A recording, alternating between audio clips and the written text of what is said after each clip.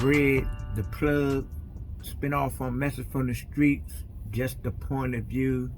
Today's topic, very interesting topic, and is dealing with some things that you may have heard in spiritual schools of thoughts.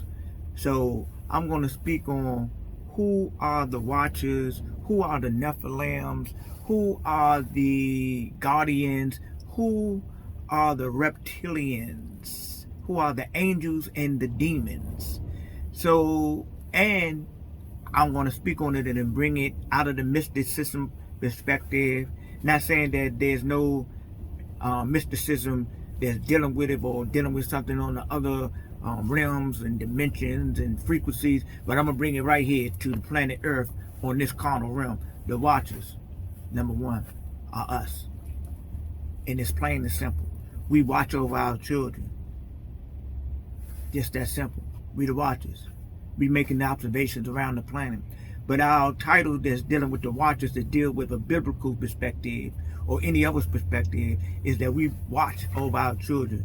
And just as the Watchers have done in the ancient texts, a lot of us have abused, misused, exploited the children. And that's got us in the category, in that degree, of our operations with the fallen. Going on the Guardians, same old thing. Who are the Guardians? We are the Guardians. We are the Guardians of ourselves, our mental fortress, our spiritual strongholds of our heart, the mental fortress of our minds, the spiritual strongholds of our hearts. And we are the guardians of our young people, of our communities. And a lot of us has failed. Why? In this Western society, we have people from all over the planet that has been indoctrinated to the ways and the operation of the Westerners or the colonizers. So our minds have been colonized.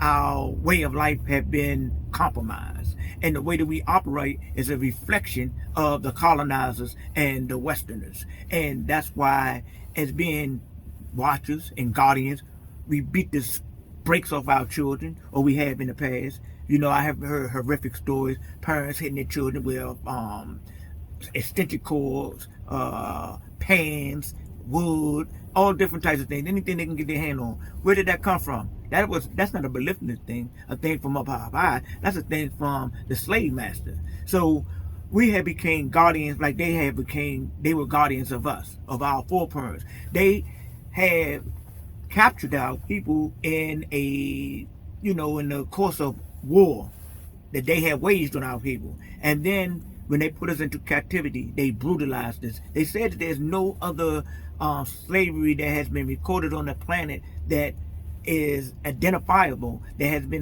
has taken place in the diaspora of the so-called Africans. See what I'm saying? But then we're going to go to the Nephilims. Who are the Nephilims? They right here too. Where? You say, well, you don't see no giants. See, you're looking for the wrong thing in the giants. You're looking for the physical giants, but we're talking about the mental giants and the spiritual giants.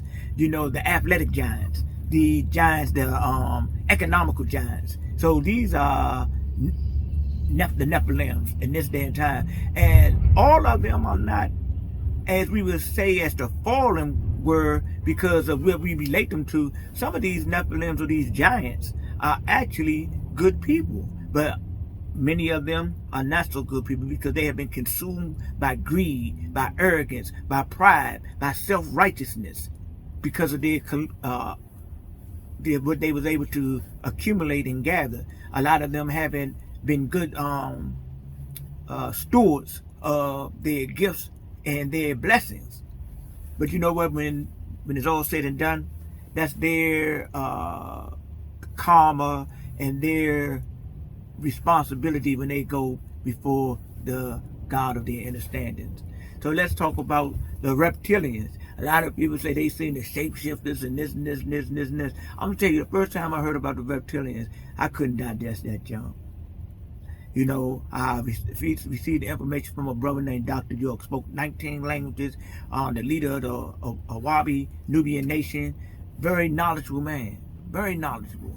And I said to myself, you know what, I can't wrap myself around that being a physical reptilian, but I know that there's mental and spiritual reptilians. You know, the way that we operate, that's what make a person a reptilian on this plane, on the earth. And the shape-shifting comes in your thought process. When you shift your thought process from one devious, diabolical, despicable, disrespectful frequency to another, you are shape-shifting then, because when our frequency change, we don't even realize that a portion of our appearance alters or changes as well, sometimes more noticeable than others. So the reptilians is us. The watchers, the guardians is us. The angels is us. What is the definition of angel? The angel is a messenger. So we are angels of or messengers of that which we represent and what we stand for and what we advocate. You know, we are advocating for the, particular doctrines that we embrace as how it manages our life and help us to deal with others, and we want to share with other people. You're an angel. You're a messenger. You're bringing the message as an ambassador to others that haven't received the information that you have received, or may have not embraced it as you have embraced it, or we have embraced it. So then we start to sharing it, and that's what makes you an angel. But the thing is, they said you can be an angel of light or angel of darkness. So we also got people that bring those dark messages, those dark demonstrations, those dark operations, that lead people astray, especially young people, that's looking for their way. They're looking for the light, but they start to follow the flickering lights a lot of times. Those flickering lights give them a little bit of light, but they give them a little bit of shade. They playing on 50, see what I'm saying? And they lead them down the path of darkness. The light that we're looking for is full of knowledge, love, and peace, and truth. That light don't flicker. That light stays illuminated all the time. We are the illuminated ones as well. Some people, they talking about the Illuminati. Nah, I ain't talking about the Illuminati. See, some people got the thought process that when an organization